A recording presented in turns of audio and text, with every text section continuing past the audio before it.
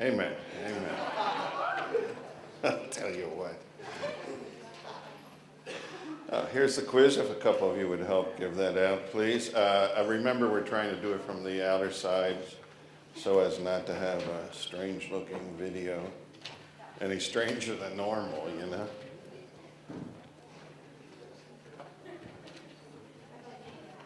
Take the whole packet. We'll get the extras. Leave the extras on the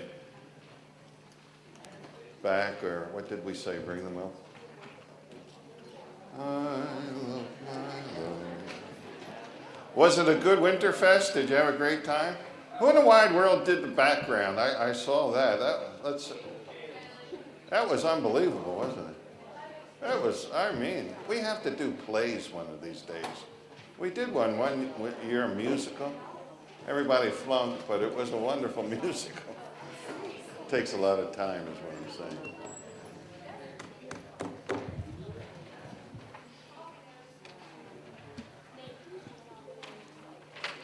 Little quiz. We'll take a few minutes to take it and then mark it.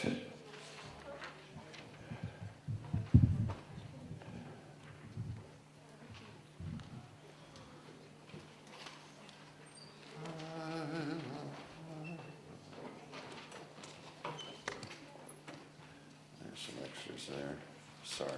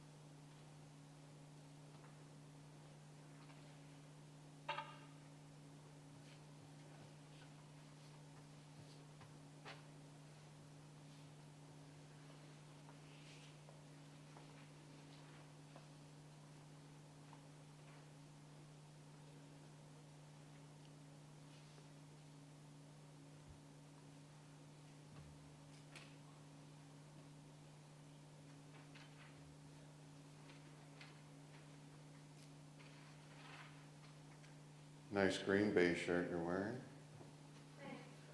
Happy day for Green Bay. Pardon? Happy day for Green Bay. It rhymes. I'm a poet and don't know it, but if they show it. They're Longfellows.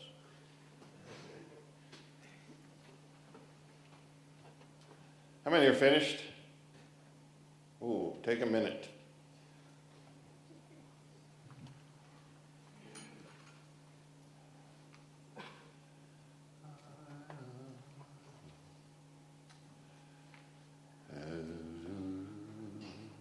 Now the weather variation today is that all the trees are covered with a little bit of frost. It's beautiful. It got a little warmer and colder and everything, it glistens silver colors. Beautiful. It's warmer. Okay, here we go. Numbers 1 through 3. The three forms of church government are Episcopalian, Congregational, Presbyterian. That you may have in your mind. The churches that had one form, universally done throughout the New Testament era. What kind of church government was established in Jerusalem, Iconium, Lystra, Derbe, Antioch, Ephesus, Crete, Philippi, and all the churches of the general epistles? What kind? Presbyterian. That's a very full question there. How many got that one right? I hope so. Deacons are junior elders or apprentice elders, true or false? That's true, at least that's my opinion. And it's very smart in any class you take to reflect the teacher's opinion in the answers that you give, with footnotes if you'd like. Okay? Match. A deacon goes with A or B? B. Bondservant goes with A. Same person, could be the same person. One describes a task assigned, and the other describes his relationship to the master. Number 7, I think, probably could be harder. It looks like a computer printout of some sort. Which chart of elders and deacons is correct? All the way to the right, that's correct. This reflects all of my iterations. The first 2 are disasters in real life. The third works out very nicely. What does the following prove about elders and bishops? Same person, right. It's the same person.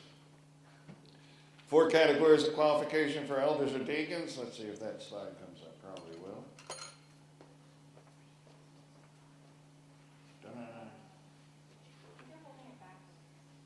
Pardon me? I am. I'm holding it backwards. We'll get there in 2 minutes. There we are. Who said I was holding it backwards? 5 extra points. I need all the help I can get. That's good. How many 10s? Let's see the 10s. What did we miss? The what? Number 8? Okay. Know that now. How many 9s? 8s? Okay, that's good. Okay, we want to finish up the qualifications of elders and deacons today and go on to the next chart. We're still looking at this one. Remember the 4 categories. Let's start with number 14. An important one, not a novice. Not a novice, not a new convert. And the reason is given. This is a very interesting thing. Don't dissociate the qualifications from the reasons that Paul gives. For this one, there is an important reason stated. Verse 6 of 1 Timothy 3, not a novice, lest being puffed up with pride, he fall into the same condemnation as the devil. This is a common concept. When you get responsibility ahead of your qualifications for responsibility, you get a big head over it. Do you understand that? Look at me. You get puffed up with pride. I am the youngest person ever to have this position, and it's guaranteed failure. So Paul says, not a novice, somebody who's had some of the knocks of life growing up, recognizing some of the struggles and failures that we all have in life, and recognizing the enormous responsibility and that we couldn't do it apart from the empowerment of the Holy Spirit, and all that sort of good stuff comes with maturity in your Christian experience, maturity in growing up in the things of God, going from learning to doing to now leading. It takes some time to be able to do that. It's a guarantee. If you put somebody in that's in the learning process and give them big time responsibility, they get proud. Normally, if you put somebody in that's in the just doing responsibility in areas of responsibility, they get proud about it. Now, you go through the whole process, and you're not so prone to it because you understand your own weaknesses and the need for empowerment. And not a novice. That's just not thrown in. There's a reason for it. Lest the novice, given responsibility, becomes proud in his early acquisition of responsibility. And that's something young people have to recognize. That's a special temptation for you when you do get areas of responsibility. You're getting in the areas of the doing part of life. And pride becomes a natural thing. So Paul says, not a novice, not a new convert, not new at it. A good report of those outside is sort of like number 1 up above, unaccused. Believing children. Again, here is the reference that we have for that. It is in Titus. Believing children. Earlier, he has said, having children in submission with all reverence. There is a family connection in church life. And to underline that, I have a little handout for you again. Could we, again, do it from the sides, please? A couple of folk to give this out. Volunteers for Jesus. Appreciate that.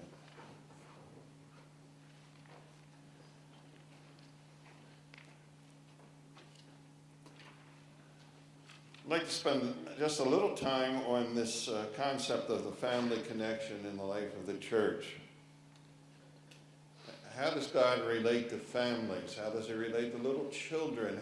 Does he say anything about all of these things in relationship to church life?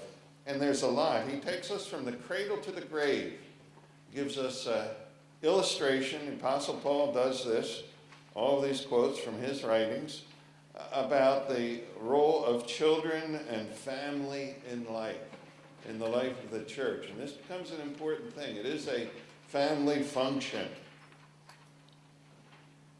And I've just listed all of these, giving you the references so that we can have something of a balanced view of what the family is all about as a family relates to the church. Now, the first reference is from 1 Corinthians 7, verse 14. None of you are in this situation. None of you should ever get in this situation. This is a situation in which one person of the marriage is saved and the other one is not. You understand you don't have to get into that situation. One of the choices you will make in this whole process is to marry in the Lord only. It's the only way it can work well. In some instances, a person is saved and the other member of the family of the marriage is not. Already married, wife gets saved. Peter talks about that. Paul talks about it. What do? When Peter tells you what to do, he says, just be a perfect wife. That without a word you convict your husband of his need for salvation. Without a word. That's a wonderful exhortation. Just by the way you live. Here, Paul says this, for the unbelieving husband is sanctified by the wife, and the unbelieving wife is sanctified by the husband. That is, if one member is saved and the other isn't, they're put on holy ground. Paul says, you stay in that relationship as long as possible. The unsaved member may leave eventually over your newfound conversion, but stay there as long as it can be. And then he makes this statement relating to children. Otherwise, your children would be unclean, but now they are holy. Now, that's a very interesting statement. Now they are holy. Yes? If she is a believer and her husband decides to leave, He can leave. Is it wrong for her to get married again? I don't think so.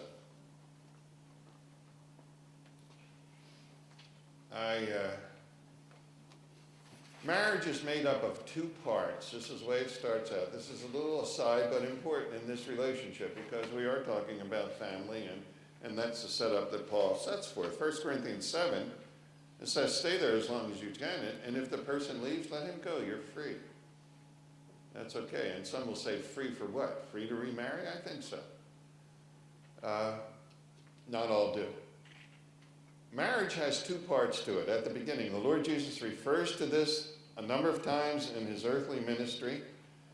He will say, this is the way it was at the beginning. God created male and female. And for this reason, a man shall leave his mother and father and cleave to his wife, and the two shall become one flesh. And it is to be that way until death. That's what marriage is. Leave and cleave is one part. That's what takes place in the wedding ceremony. That is the very imagery that is demonstrated. I have performed a number of weddings, and I will always ask this question. The groom comes in with his party, and he stands looking down the aisle. Are you with me? And then all this entourage comes in. And finally, the father and the bride. Father on the right side of the bride, between the groom and the bride as they stand there. And I will ask a question. Do you know the question? Who gives this woman to this man in marriage? And the father will say, what? Her mother and I did. And he does something very significant. He takes the hand of his daughter, places it in the hand of the groom, and sits down and disappears forever. As far as the entity is, that's the case. He is establishing a new entity when he does that. I give up authority over this, my daughter. I give up the rule over this, my daughter, and place her under the care of another man. That's leaving mom and dad, cleaving to his wife. And then I will ask questions. Will you take this woman to be your wife as long as you both shall live? And there are other things. For richer, for poorer, in sickness and in health, for better, for worse, until death do you part. I will. That's leaving and cleaving. That's the promise that is made. I have a cheap version of the wedding. Will you take her for poorer, for sickness, and for worse? Because that's the way it really is, folks. No. Now we know what richer and poorer means. We know what sickness and health means. Do you know what for better, for worse means? That means it was better being single. It really does. Sometimes getting married is a dreadful thing. I knew an old man. He used to come, really godly old guy, married an awful woman. But made those vows. He used to come and do little odd jobs. He was a good friend of the family, do little odd jobs at the house. And he would sing this song. My wife's gone to the country, hooray, hooray. That's not a positive statement of a relationship, you understand?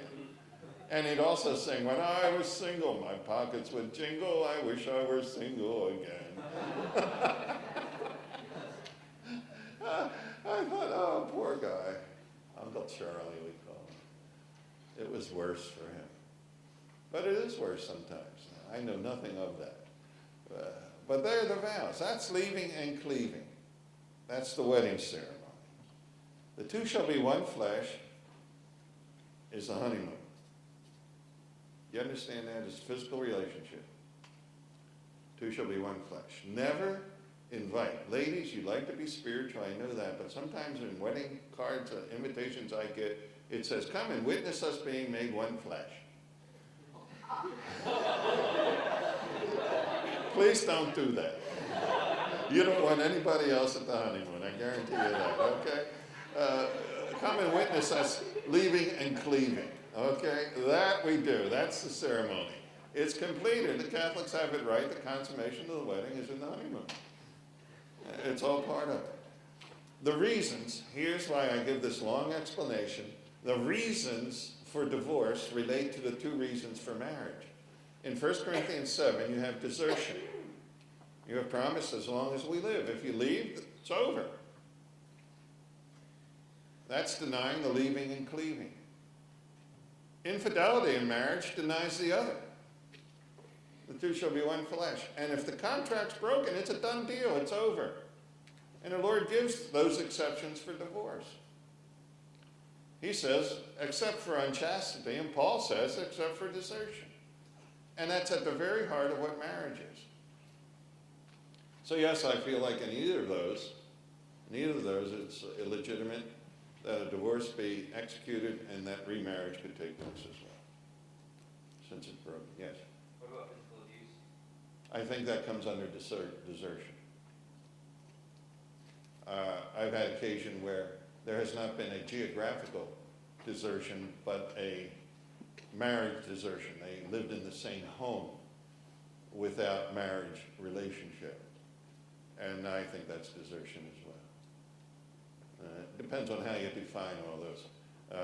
But you're going to do a lot of careful thinking on this. We may have time to discuss that later in detail. It doesn't rightfully belong totally in this class, but it does affect church life. Now, the point I'm making out of this 1 Corinthians 7 is the saved member in some way sanctifies the thing. Else, how shall the children be called holy? How shall they be holy? Now, they're on holy ground. Down in verse 15, second reference from the bottom out of 2 Timothy 3. From childhood you have known the Holy Scriptures, which are able to make you wise for salvation through faith which is in Christ Jesus. That's the deal that's taking place in a Christian marriage. From a child, the children are on holy ground. They're sanctified positionally in that way. Some little form of covenant theology here. Well, we'll have to bleep that statement. Some little form of covenant theology here where there is some implication of a spiritual reality that takes place. How shall the child be called holy?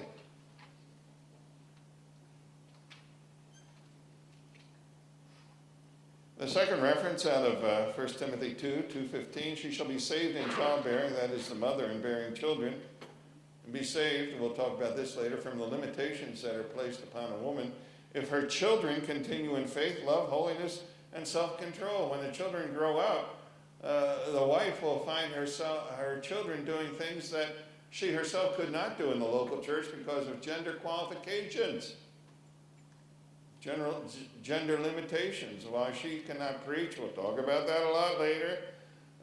Her son will. One of the thrills I have, my son John and I went into Chicago and spoke at 2 different assemblies. He spoke at the assembly in which he grew up. In fact, the one he attended from 0 to 18. And here's the little boy who one of the ladies said, and you were in my Sunday school class.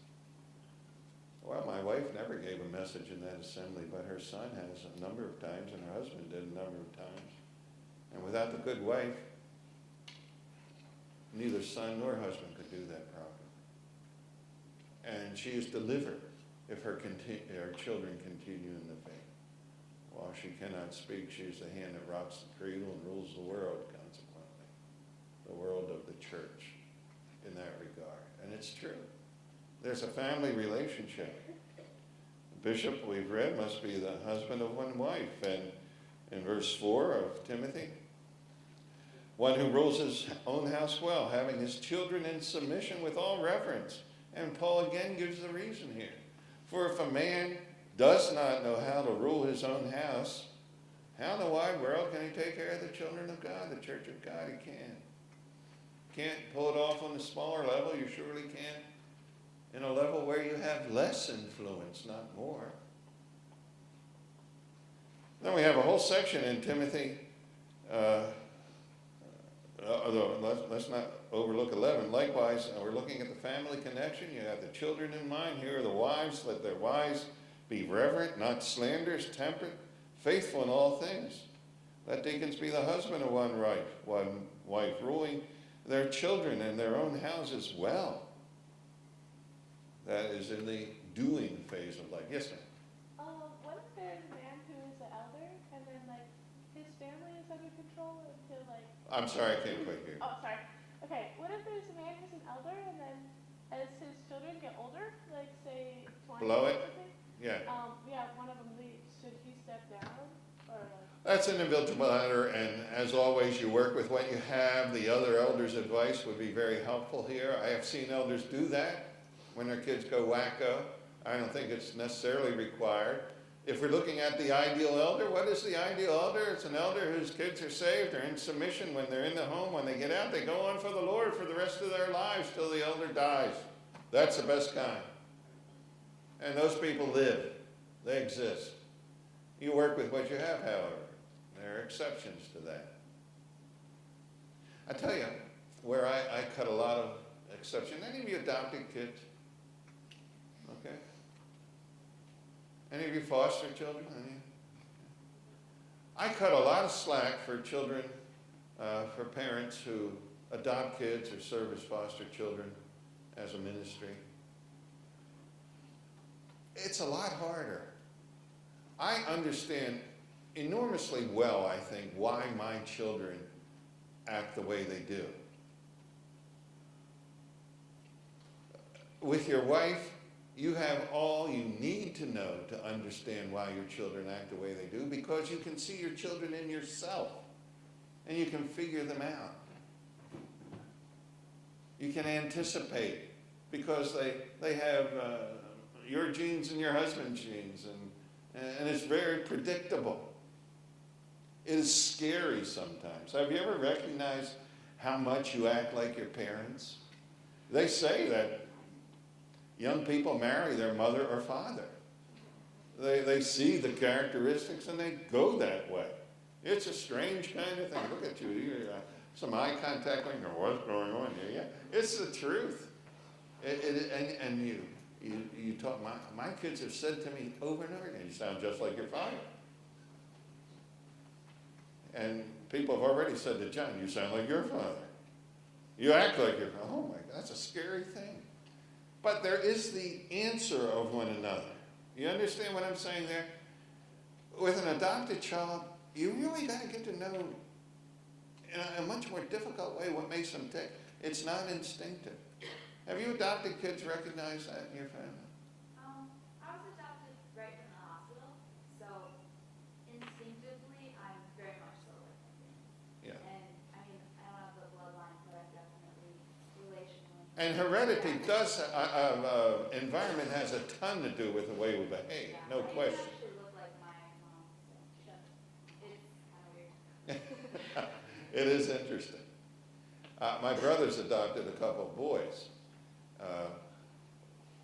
Matthew is a missionary in France, married a girl from France. He's a Frenchman for all practical purposes now. And he's an artistic type.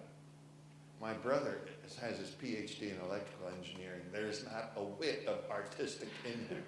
You know, he puts a block around it. He will go home the same way every day from wherever he is because it's the efficient way to go. You know, it's either safe or shorter or whatever. Matthew goes home a different way every day because he's an artist. He wants to see what's down this street and have a new experience and all the rest of it. It's an altogether different world. Matt and I are pretty close, and we chat a lot. And we say, "Your father never did understand you, did he?" No, you know, that's the way it is. It's just that kind of thing. So I cut a lot of slack in everything. I really do. That's free for what it's worth, and it might not be worth anything. But there are differences. There are differences, to be sure.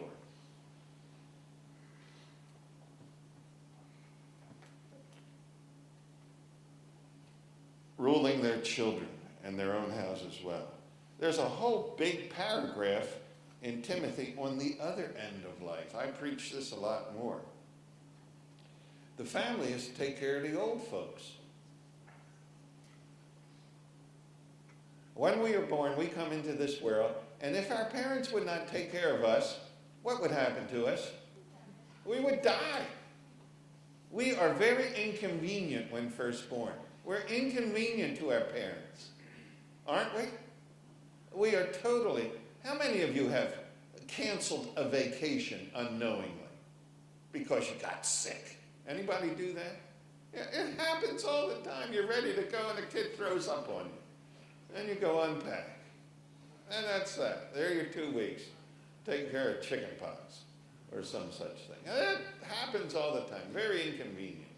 You get up, you're even started at an inconvenient time. You're born at weird times. You know, what's wrong with 3 o'clock in the afternoon? It'd be far more convenient than 4:30 in the morning, you know? That's the way it is. And children are totally dependent on their parents. And then there's a period of time, you're just about entering into that, though not yet. How many of you are still dependent on your parents? Every time you need to pay a bill. You know, that's how you can really tell.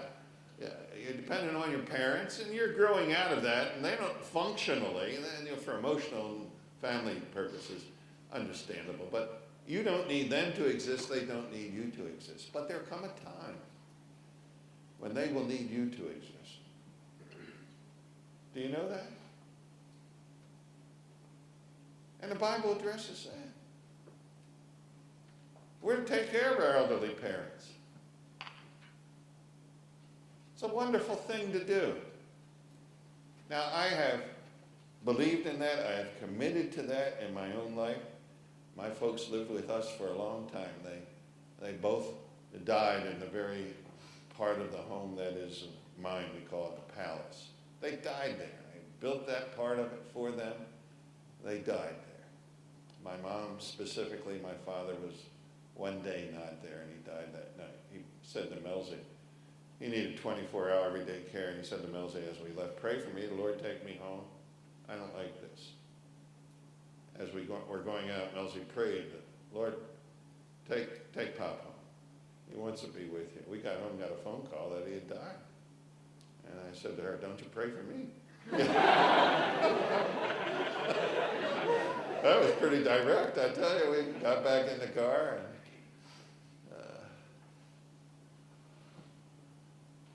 where are you, Robbie? Your father met us at the nursing home where he didn't even have one night. In an appropriate way, dressed in a dark suit of mourning. It was so neat. Very sensitive thing to do. And there it was. They died there. When Melzy and I moved down, when John and Katie and the family came to live with us, John and Katie first in the family, as we moved over there, I said, we're moving into the dying quarters. Didn't realize it would have been a couple of years only, but that is the case. I am committed to that. And it's a wonderful, wonderful experience. It is inconvenient. It's very inconvenient. Very inconvenient, but it's a wonderful experience. My dad had all sorts of skin cancer problems and had a prosthesis for his nose. I can tell you some funny stories. Andrew, where are you? We could tell some funny stories about that, couldn't we? He could do this, and his nose would flop up in the air. That will have to be bleeped as well. But the fact is, it's inconvenient. I had to wash his feet every night. Take care of that open sore every night. Put salve and all that sort of thing on. That's real inconvenient. But it's right. Do you hear it? It's the right thing to do. And Paul says that.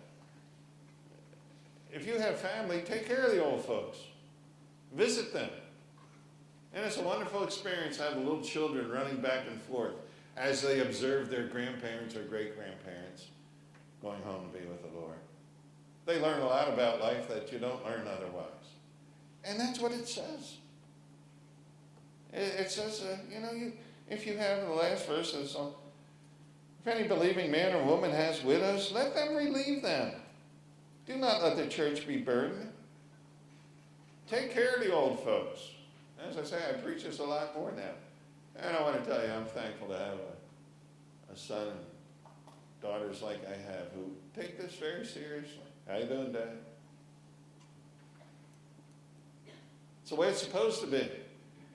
It's a family dimension. The Lord takes care of family in church life. And it's all described. Verse 5 of the third from up, this comes out of 2 Timothy. When I call to remembrance the genuine faith that is in you, which dwelt first in your grandmother Lois and your mother Eunice, and I am persuaded in you also, Paul writing to Timothy. There are 3 generations of believers. This is an amazing generation variation here. What would be so neat? Where would Timothy's grandmother be in dispensationalism? Where would she be? She'd be a dispensationalist, obviously, but what dispensation would she have been in?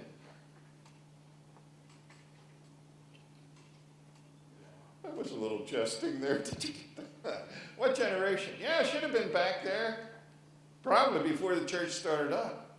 There was faith in her, faith in the true and living God of Israel. There's my good son I was just talking about. Take care of me, don't you, boy? Sure do. Go Packers. First in the grandmother, then in the mother. And Paul says of Timothy, and I'm persuaded in you also. There's 3 generations of Christians. Let's do a little test. This will be fun to do. How many of you, how many generations, how many of you can go back to your great-grandparents being believers? Let's see your hand. Look at that. Is that wonderful? Can any of you know beyond that? Great-great-grandparents, we kind of lose track. One that knows about great-great-grandparents. Great-grandparents. How many about your grandparents are believers? Let's see. Your parents are believers. And you're believers. And you'll marry in the... Yes, you can all put your hands up. You'll marry in the Lord. And guess what I expect to happen not very long down the line with the youngest of our grandchildren, which would be Anna Kate and John. Guess what? If all the other pattern follows right, and from a child you've known the Holy Scriptures, which are able to make you wise unto salvation. God is interested in families. He's the one that set up the qualifications of elders and deacons and families in relationship to them. God does not say, this is the way it's got to be, and not provide the way for it to be that way. He doesn't say, love your neighbor as yourself, and not give you the ability to love your neighbor. When he says rejoice evermore, which is an emotion, he gives you the ability to rejoice evermore. He doesn't make commandments that he doesn't supply the power to fulfill. It wouldn't be like that with us. Even emotion commandments. So, there is that great family dimension. And when Paul uses these qualifications, it's not just incidental. Learn, you got to do it in your home. Having believing children. Having a submissive wife. And then when Paul tells us about how we should be with our wives, men, that's a clear one. Love your wives as Christ loved the church. Gave himself for her. In Melsie's last days, she said to me a number of times, I don't like you having to take all this time taking care of me. I don't like that. I loved it. It was a wonderful thing to do. It's wonderful to take care of a person you love. You're shaking your head and take care of your dad, right? It's a wonderful thing. You love doing that. And I said to her, you remember the promise I made to you when we got married? That I'd love you as Christ loved the church. Nobody's asked me to be crucified yet. We're to give ourselves for one another. That's what home is supposed to be. And that's why the qualifications reach. That's why your kids see something real. Because you do care for them. You do what you're supposed to do by them. And they want that in their own lives. And they hear the scripture from a child. And hence God is saying, Paul is saying, God is saying through Paul, these are the commandments. This is the way it's supposed to be. The home, the foundation of Christianity. Where it all ticks. So, believing children. Submissive children. Wife who functions the right way. All of that. Part of these qualifications. And we can all be part of it. That's the thing of this. Having believing children, qualification number 17. These others were in Titus, so he's repeating what he had there, some little variations, as I've said. In 27, on the next page,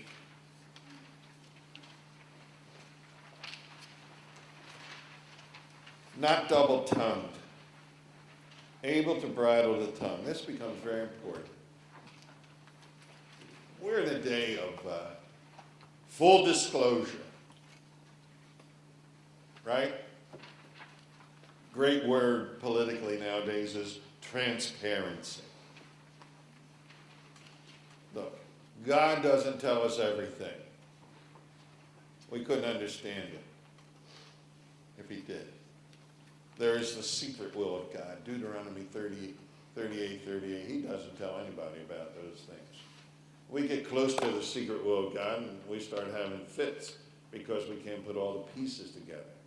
But there's a secret will of God. There's not full disclosure. In families, there's not full disclosure.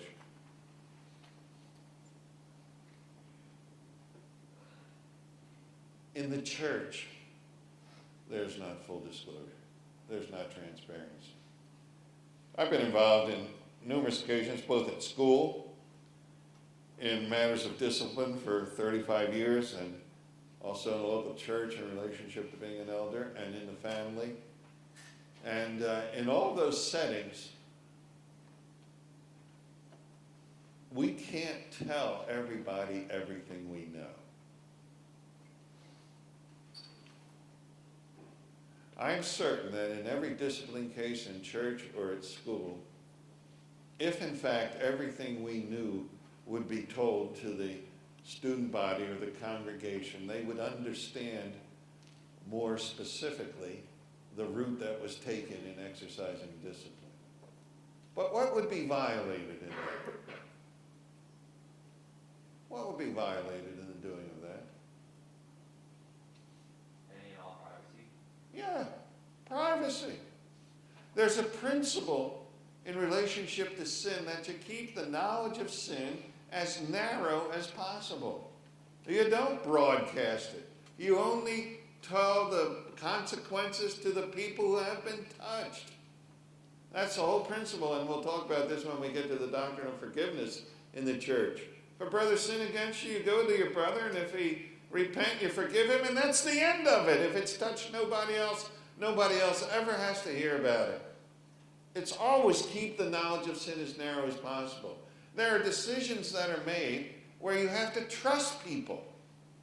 You can trust elders. You can trust parents. You can trust the leadership of the school. There's always an element of trust. You have heard it from your children, your parents. We hear it from God. The because I said so concept. There's trust in that. And Paul will say that those in authority cannot be slanderers. They can't be double-tongued. They can't be spreading the news. Do any of you find it difficult to keep secrets? How many find it hard to keep secrets? I want more hands up. That's a very hard thing. Do you know, one of the things I hear about school, do you hear this? Everybody knows everybody's business enemies. Have you ever heard that? Now, why is that? What? Oh, prayer requests. That's a good one. I have a special. Listen, I can't repeat this, so I'm only going to say it once. Listen carefully. Do you know who was sitting with whom at the basketball game? Did you see that? Yeah. Things like that happen. You know, somebody's going to ask you to go whatever event, you think it's unforgivable sin of the first step in guaranteed engagement. You know, it's so, it's unbelievable, you know. But part of the reason is we talk too much about things that we shouldn't talk about, right? It's really the truth.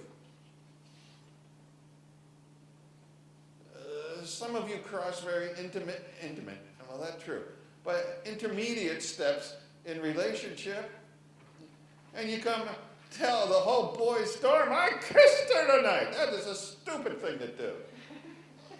It's not stupid to kiss her, but to tell everybody that, and it gets worse than that. Intermediate steps in a relationship, you know. I'm not going into great detail, but if you could just keep your mouth shut.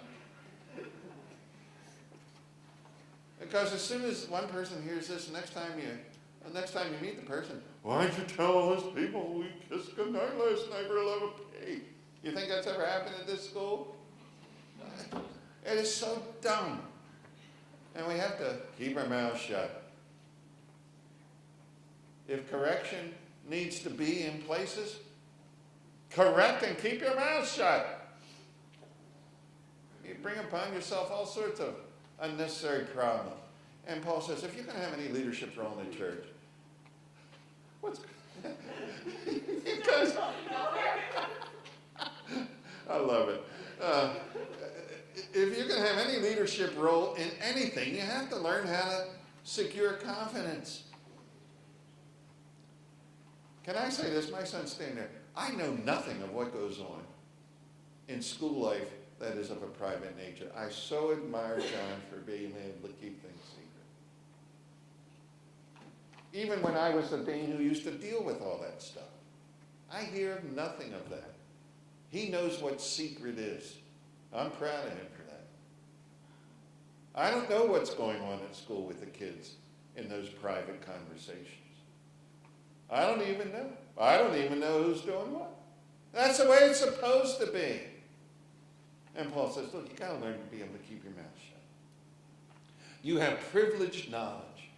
You sit in an elders meeting or an elders deacon meeting, and you know what's going on. You know what people are struggling. You know the marriages that are falling apart. You know the kids that are in trouble. And that doesn't have to be spread throughout the whole assembly. Can't even be shared with your wife lots of times. It's a big qualification, not double-tongued. And that's with the deacon, and that will carry over to the elder as well. You got to be able to keep your mouth shut. You have privileged information. You can hurt people by talking too much. It's a high qualification. Again, this should be true for all of us. None of us should be gossips. But it's especially true of people in leadership, because you get privileged information. And it can't be spread on. Spread about. Oh my. Let's just do this next one really quickly. We got 1 minute. I think I can do that. Not this one.